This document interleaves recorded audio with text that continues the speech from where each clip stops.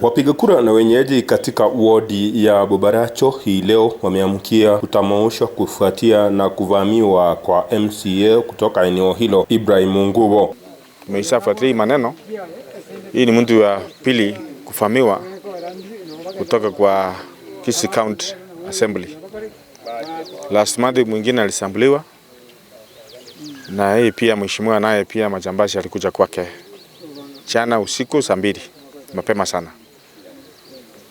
Hii ni kumaanisha kwamba security mahali tumefikia sasa ni kama security nataka kurudi mahali ilikuwa mwaka 2000 kule nyuma.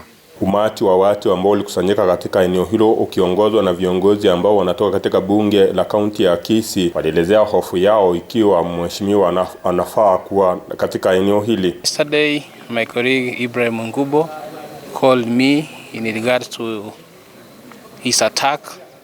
He called me to inform me about the attack, and then the first person he called was me. He wanted me to call the nearest police station to come to his aid. I immediately called the governor and told him what was happening, asked him to send the security to his place for him to be rescued. Viongozi pia wamesema kwamba ni hatari kwenye kiongozi kuvamiwa ili hali anafaa kuwa mwelekezo mwema kwenda kwa wananchi. Did take swift steps and moves to ensure that we save his life, and I'm happy that he was not hurt, although the armed robbers did some destructions in his house, and this brings into question the safety of honorable members, especially the MCAs, because you know the government does not provide security for us, it only provides security for honorable members, that is the members of parliament, the women rep, then the senators, the governors, and the president. Wamesema kwamba kuna kile ambacho kinafaa kufanywa ili kuharakisha uchunguzi na kupata wale ambao walitekeleza maovu hayo. I plea especially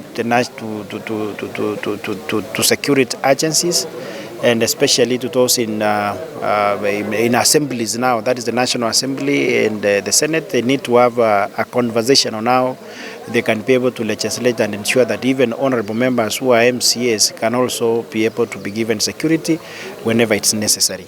Aidha, kwa upande wake IBRAHIM ONGUBO ambaye ni mheshimiwa katika eneo bunge la wodi ya BOBARACHO ameelezea yale ambayo yalimfika.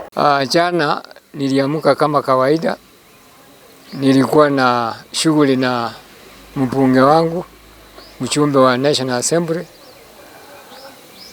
Nikamaliza kutoka huku nikarudi hapa nyumbani. Kidogo tu hivi nikawa na mkutano tena na second in command wa Kisii County ambaye ni deputy governor. Tulikuwa na mkutano kama Nyaribarians. Kidogo nikatoka huku nikafika hapa mwendo wa saa 1 nikaingia kwangu. Nilipokuwa na tazama tu habari, baadaye nikasikia tu mtoto mmoja wenye wanakaa na mimi hapa akikimbia kuja huku kwenye nakaa, akinielezea ya kwamba kuna watu wameingia ndani, lakini sio watu wa kawaida juu walikuwa wamejifunika uso. Mavamizi katika maeneo mbalimbali katika kaunti ya Kisii yamesemwa kama jitihada ambazo zinafaa kupiganiwa na zile ambazo zinafaa kuchunguzwa kwa ukamilifu ili kujua wale ambao wanatekeleza maovu. Ufanyikazi wa hapa walipompiga alikimbia juu kwa mheshimiwa.